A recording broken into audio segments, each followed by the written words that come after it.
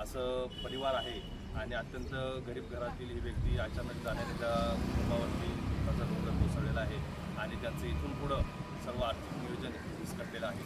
त्यामुळं कंपनीला आम्ही विनंती केली, ऑटोमॅटिक कंपनीला विनंती केली होती की आपण ह्या परिवाराचा विचार करून आपल्या पद्धतीने काय आपल्याला यांना मदत करता येईल अशी आपण मदत करावी.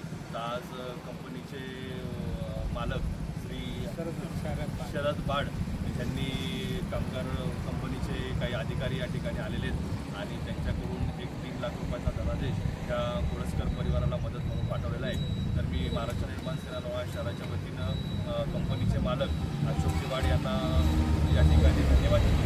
आपण महाराष्ट्र निर्माण सेना लोहा शहराच्या या ठिकाणी मान दिला आणि ह्या परिवाराला आपण मदत केली.